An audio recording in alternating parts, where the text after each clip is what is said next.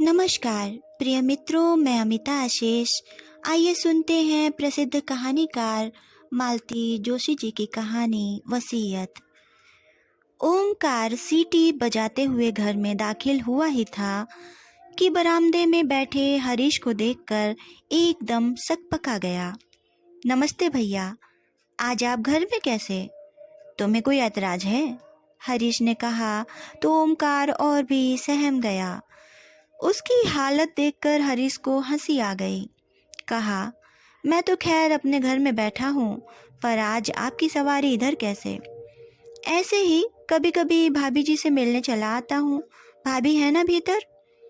उसने पूछा और उत्तर की प्रतीक्षा न करते हुए सीधे भीतर चला गया।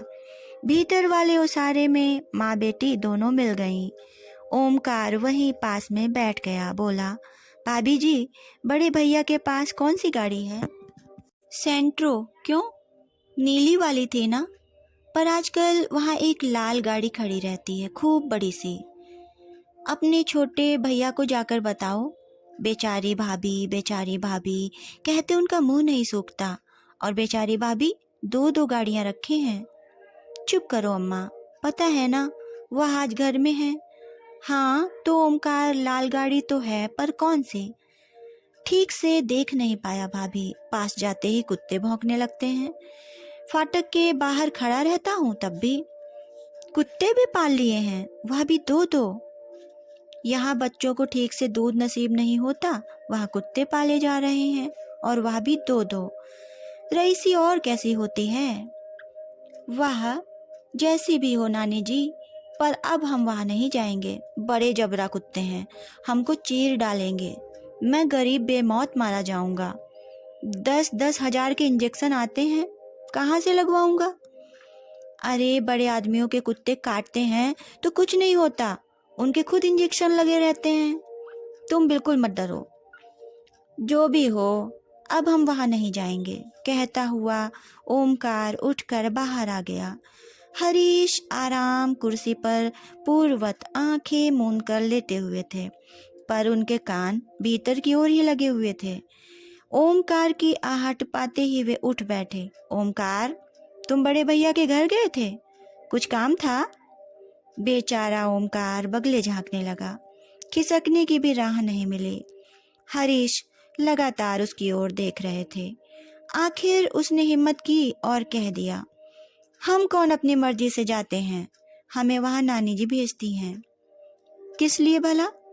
हाल चाल जानने के लिए। तो भाभी जी कुछ चाय वाय पिलाती हैं कि सूखा ही टरका देती हैं? अरे हम भीतर थोड़े ही जाते हैं, बाहर से ही देख दाख कर आ जाते हैं। बाहर से हाल चाल पता चल जाते हैं। मरा डर के मारे भीतर जाता ही नहीं तो कोई क्या करे? अम्मा जी ने एकदम कमरे में अवतरित होते हुए कहा। ओमकार ने अब भागने में ही कुशल समझी। भैया जी, शाम को गैया हमें ही लगानी होती है, अब चलेंगे। और उत्तर की प्रतीक्षा किए बिना वह बाहर निकल गया। हरीश अब अपनी सास की ओर मुखातिब हुए। ओमकार को आप बंगले पर भेजती हैं? तो क्या करें, उन्होंने दबे स्वर से कहा।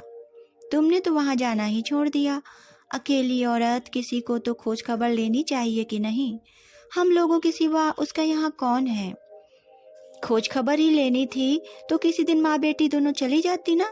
जासूसी करने की क्या जरूरत थी? जासूसी? और क्या, आप जो कर रही हैं वह जासूसी ही कहलाती है। हरीश ने कहा तो अम्मा जी मुंह बिचकाकर भीतर चली गईं। हरीश को बड़ा मजा आया। अरसे बाद सास को निरुत्तर करने का मौका मिला था, लेकिन सास को निरुत्तर करने की खुशी ज्यादा देर नहीं रही। एक प्रश्न जो दिमाग में चक्कर काट रहा था उस पर हावी हो गया। बंगले पर नई गाड़ी आ गई है और दो कुत्ते भी। कुत्ते पालना कितना महंगा शौक है उसे पता है। एक कुत्ते का खर्च 2 आदमियों के खुराक के बराबर आता है। फिर उनकी साज संभाल के लिए नौकर चाकर भी तो चाहिए। यह काम भाभी के बस का तो है नहीं। फिर पिछले 6 महीनों से उसने वहाँ का रुख नहीं किया है, वैसी कसम ही खा ली थी। पर इस बीच क्या इतनी उथल पुथल हो सकती है? शालिनी और उसकी माँ दबी जबान से कुछ कुछ कहती रहती हैं। क्या वह सही है? 6 महीना पहले शुभम का रिजल्ट लेकर गया था। सोचा था भाभी से कहूँगा कि भैया का बहुत मन था कि शुभम इंजीनियर बने। अब उनका सपना आप ही को पूरा करना है। घर से खूब अच्छी रिहर्सल करके गया था, पर वहाँ माहौल ऐसा बिगड़ा कि कुछ कहना संभव ही ना हुआ। यह नहीं कि वहाँ स्वागत नहीं हुआ, स्वागत तो खूब अच्छे से हुआ। उन्होंने शुभम को बधाई भी दी, उसके लिए आशीर्वाद स्वरूप 500 का नोट भी लिफाफे में डाल कर दिया। चाय नाश्ता भी करवाया, पर सब कुछ ठंडा ठंडा सा रहा। उनमें संबंधों की ऊष्मा नहीं थी। वैसे भी उनसे सुसंवाद कभी था ही नहीं, पर भैया के रहते ये बातें सतह पर नहीं आई थीं। अब जैसे सब कुछ सामने आ गया। चाय के बाद वह शुभम को लेकर भैया के सपने की बात कहने ही जा रहा था कि भाभी ने कहा, चलो अच्छा हुआ, शुभम के रिजल्ट के बहाने ही सही तुम आए तो सही, नहीं तो तेरे ही के बाद तो तुम यहाँ का रास्ता ही भूल गए थे। जानते तो थे कि इस घर का एकमात्र कमाऊ सदस्य अब नहीं रहा। फिर एक आध बार आकर देखना तो था कि भाभी कैसी हैं, किस हाल में हैं। हरीश का सिर शर्म से झुक गया। वह अपनी सफाई में कुछ कहना ही चाहता था कि भाभी बोली, तुम्हें शायद डर लगा होगा कि भाभी कुछ मांग ना ले। ठीक है ना, मैं तुमसे क्या मांगती हरीश, जिसने पिता समान भाई की अंत्येष्टि के लिए भी दूसरों के सामने हाथ फैलाया था, उससे मैं क्या मांगती और मुझे वह क्या दे देता। सॉरी भाभी, पर उस समय हाथ सचमुच बहुत तंग था। उसने घुटी सी आवाज में कहा। हाथ तो तंग होना ही था। तुम्हारी एटीएम मशीन जो बीमार पड़ी थी, अब तक तो तुम्हारी हर समस्या वे ही सुलझाते आ रहे थे। बच्चों की फीस हो या साल भर का अनाज हो, सर्दियों के कपड़े हो या छुट्टियों की प्लानिंग हो, सब कुछ वे ही तो करते थे। उन्हीं बातों को याद करके तुम अपने भाई के लिए लकड़ी ही खरीद लेते तो मुझे अच्छा लगता। दोस्तों से उधारी की बात तुमने मुझसे बाद में कही, इससे अच्छा था मुझसे ही मांग लेते। घर बाहर वालों के सामने उस राजा आदमी की बेइज्जती तो न होती। इस कड़वे प्रसंग के बाद शुभम के लिए कुछ कहने का सवाल ही नहीं था।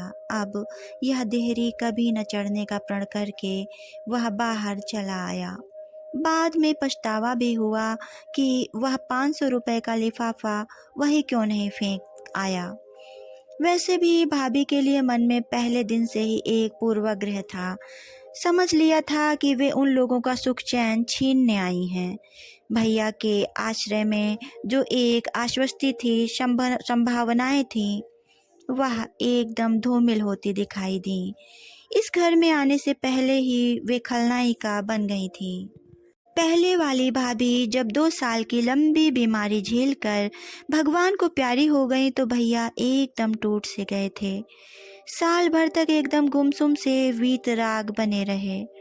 फिर इस अवसाद से उबरने के लिए उन्होंने अपने आप को काम में झोंक दिया, दुगने जोश से। साल भर में ही घर की काया पलट हो गई। हर तरफ जैसे सोना बरसने लगा। हरीश ने ठाठ से अपनी पढ़ाई पूरी की, धूमधाम से उसकी शादी हुई। माँ का मरण त्योहार भी शान से मनाया गया। बच्चों के जन्मोत्सव पड़ोसियों की ईर्ष्या का कारण बने। फिर सुना कि भैया शहर के बाहर एक बंगला खरीद रहे हैं, तो घर भर में एक खुशी की लहर दौड़ गई। सब लोग बंगले में रहने के सपने देखने लगे। पुश्तैनी घर बड़ा था, पर था तो पुराना ही। उसकी मरम्मत पर, सजावट पर काफी कुछ खर्च किया जाता रहा, पर वह अपना पुरानापन नहीं छोड़ पाया था। गृह प्रवेश की तैयारियां चल ही रही थीं कि भैया ने एक बार सबको चौंका दिया। बताया कि वे नई पत्नी के साथ गृह प्रवेश करेंगे। पुश्तैनी मकान उन्होंने अत्यंत उदार अंतःकरण से हरीश के नाम पर कर दिया, पर उनकी इस दरिया दिली से न हरीश खुश हुआ न उसका परिवार, क्योंकि इस दान पत्र का साफ अर्थ यह था कि उन लोगों को पुराने घर में ही रहना है। सारे सपने धराशायी हो गए थे। आने वाली के प्रति मन करवाहट से भर गया था, क्योंकि उन्होंने सबका हक छीनने का जघन्य अपराध जो किया था। शाम को घूमने जाने के बहाने वह घर से निकल गया और सीधे बंगले पर पहुंचा। उसने गेट के पास स्कूटर रोकी ही थी कि कुत्तों ने सम्मिलित स्वर से भौंकना शुरू कर दिया। अंधेरे में कुछ नजर नहीं आ रहा था, पर वे शायद बरामदे की जाली में बंद थे।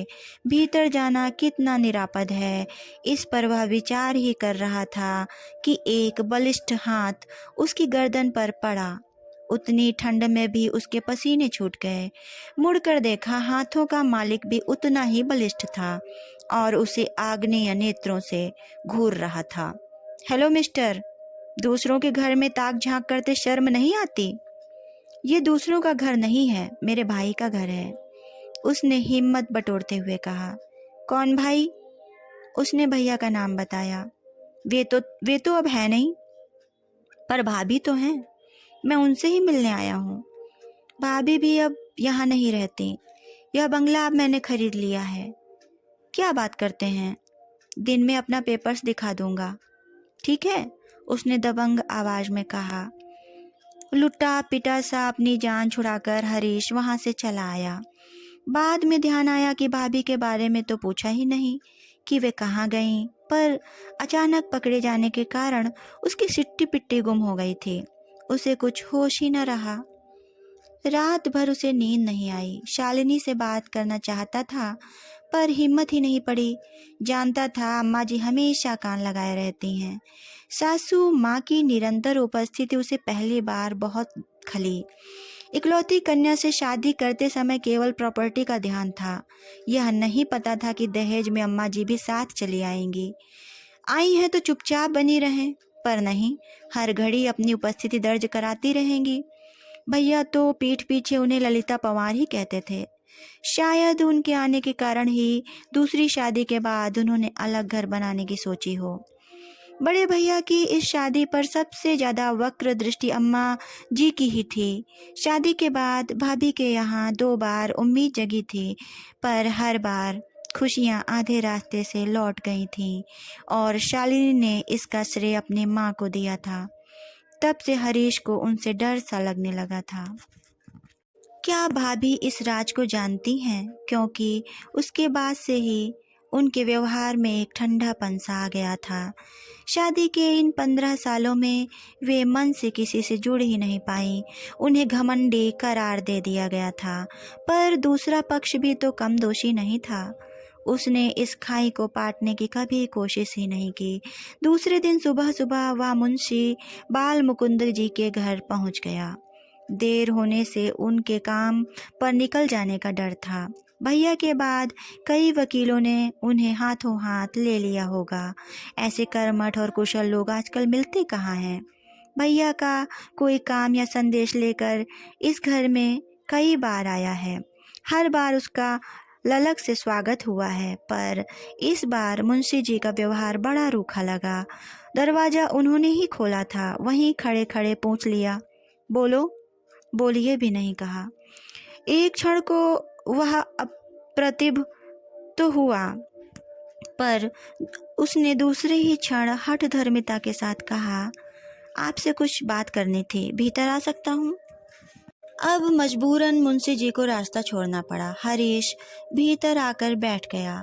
बैठक का कमरा उसे बदला बदला सा लगा, बदला बदला सा और परिचित सा भी। हाँ बोलो, मुंशी जी ने उसे चेताया। वह व्यवस्थित हुआ और बोला, मैंने सुना है भाभी ने बंगला बेच दिया है। हाँ ठीक सुना है, 15 दिन पहले ही डील हुई है। हमें हवा तक नहीं लगने दी। मुंशी जी चुप बने रहे। हमारी रजामंदी की जरूरत भी नहीं समझी गई। ये कोई पुश्तैनी प्रॉपर्टी तो थी नहीं कि सबकी रजामंदी की जरूरत होती। वकील साहब की पर्सनल प्रॉपर्टी थी, वे उसे बेचते चाहे दान में दे देते। उन्होंने बंगला पत्नी के नाम कर दिया था, वे ही लीगल या नेचुरल वारिस भी थी। उन्होंने बंगला बेच दिया बस। और सामान का क्या किया? बेच दिया। वैसे भी इतना सारा सामान कहाँ ले जाती, कहाँ रखती, इसीलिए जरूरत भर का रख कर सब बेच दिया। अच्छा सामान था, हाथों हाथ बिक गया। किसने लिया? दोस्तों ने, पड़ोसियों ने, परिचितों ने। जैसे हमने यह सोफा सेट ले लिया और 2 पलंग और एक अलमारी भी ले ली है। तभी हरीश को यहाँ कुछ पहचाना पहचाना सा लग रहा था। हमसे भी तो पूछ सकते थे, उसने तड़प कर कहा। तुमसे पैसे तो मांग नहीं सकती थी ना, इसीलिए नहीं पूछा। इसीलिए तुमने भी नहीं पूछा। हाँ, उन्हें पैसों की जरूरत थी, तभी तो घर बेचना पड़ा। इतना बड़ा घर मेंटेन करना मजाक थोड़े ही है। और तुम तो जानते हो तुम्हारे भाई कैसे शाहखर्च थे, बचत के नाम पर शून्य ही था। आखिर बची हुई जिंदगी वे गुजारती कैसे? बरसी तक तो रुक ही सकती थी, ऐसी भी क्या जल्दी थी? जल्दी सामने वाली पार्टी को थी। उनके ज्योतिष ने मुहूर्त निकाला था, फिर जब जाना ही था तो क्या आज क्या कल? भाभी अब कहाँ है? अपने भाई के पास। कल आना, उनसे पूछकर ही बता पाऊंगा। मतलब कि यह आदमी भैया के जाने के बाद भी अपना ईमान बनाए हुए है। उस दिन भाभी उलाहना देते हुए कह तो रही थी, तुमसे तो वो मुंशी जी अच्छे हैं, अब कोई काम नहीं है फिर भी 4-8 दिन में आकर हालचाल पूछ जाते हैं। उसे आशा तो नहीं थी, पर मुंशी जी ने दूसरे ही दिन फोन करके पता दे दिया था। नासिक के पास कोई जगह थी। ऑफिस के टूर का बहाना बनाकर वह चल पड़ा था। घर पर बताने की हिम्मत नहीं हुई। सच बात जानते ही एक विस्फोट सा हो जाता। जो कुछ हुआ उसमें 100% उसका दोष बताया जाता, उसकी अकर्मण्यता को कोसा जाता। मुंशी जी ने पता ठीक ठाक दिया था। ढूंढने में ज्यादा परेशानी नहीं हुई। शहर से बाहर एक कंपाउंड में 2 हाउसेस की लंबी कतार थी। गेट पर नाम लिखा था विश्रांति। नंबर उसके पास था ही, इसीलिए घर भी तुरंत मिल गया। 1 रूम किचन का वह छोटा सा घर था। इतने बड़े बंगले में सालों रहने के बाद भाभी यहाँ कैसे गुजारा करती होंगी, उसने सोचा। भाभी ने बड़ी ही निर्मल निश्चल हंसी के साथ उसका स्वागत किया था। सारे ताने उलाहने उस हंसी में तिरोहित हो गए। इतना ही कहा, इतनी सी जगह में आप गुजारा कैसे कर लेती हो? वे पूर्ववत हंसकर बोली, हरीश, आदमी को बस इतनी सी जगह ही चाहिए होती है। हम बेवजह फैलारा कर लेते हैं, जरूरत से ज़्यादा सामान इकट्ठा कर लेते हैं, फिर अपने से ज़्यादा उस कबाड़ की साज संभाल में जुट जाते हैं। भाभी की तो भाषा ही बदल गई थी, फिर भी उसने अपने मन का कांटा निकाल ही लिया। आपने घर बेच दिया, कम से कम भैया की बरसी तो उस घर में होने दी होती। मरने के बाद क्या फर्क पड़ता है कि बरसी कहाँ हो रही है? वैसे भी जो कुछ करना है तुम ही को करना है, तो बरसी बाप दादाओं के घर में ही हो जाने दो। आप आओगी तो? मेरा तो उसमें कोई रोल ही नहीं है। मैंने अपनी तरफ से एक अनाथ आश्रम में पैसे जमा कर दिए हैं। हर साल उस तिथि पर आश्रम के बच्चों को अपनी ओर से भोजन मिलेगा।